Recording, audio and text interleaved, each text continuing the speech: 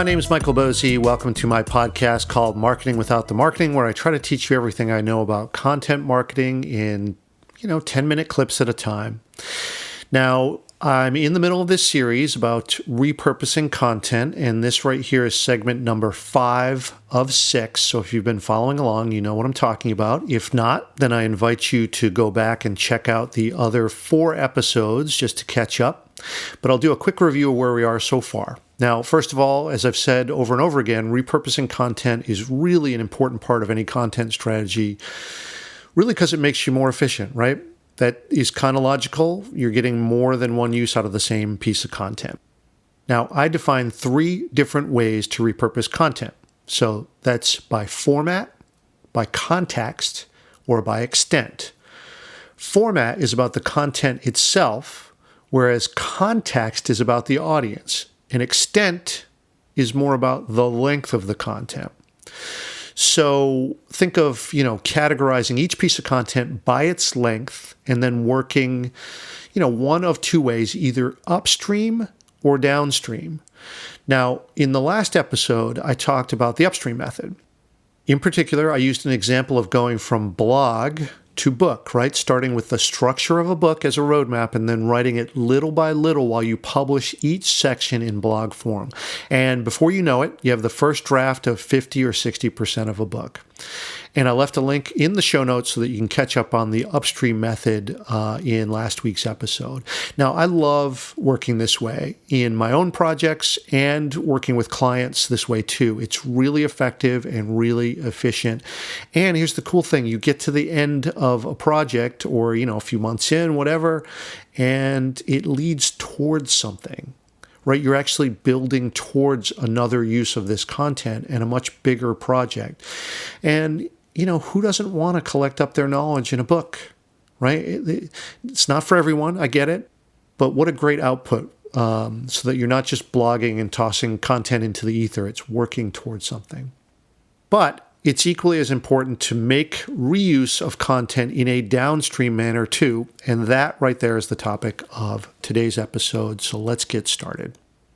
There are 2 cases that I would like to examine.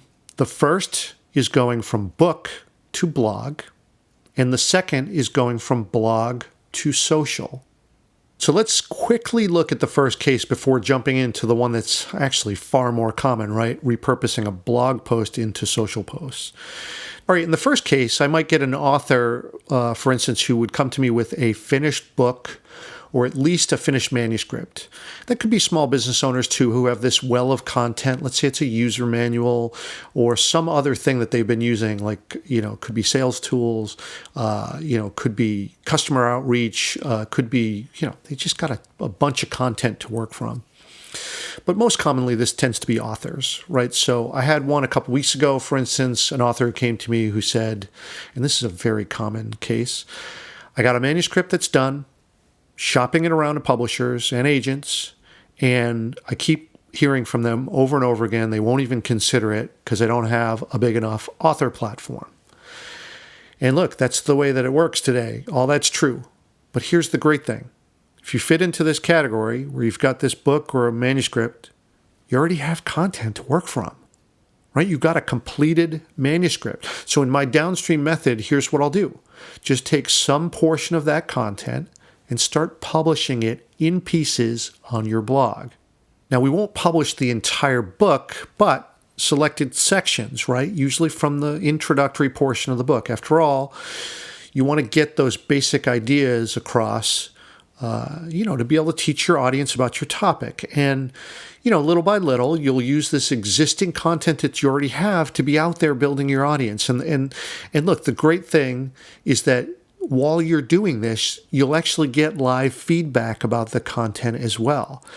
In other words, you'll expose it to an audience and they'll actually help you make it better while you build up trust with this audience at the same time. It's an awesome process.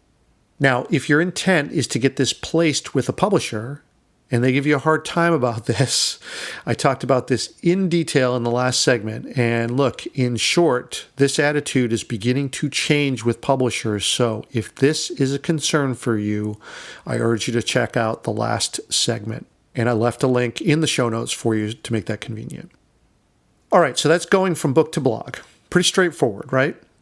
But not everyone is in this situation, having this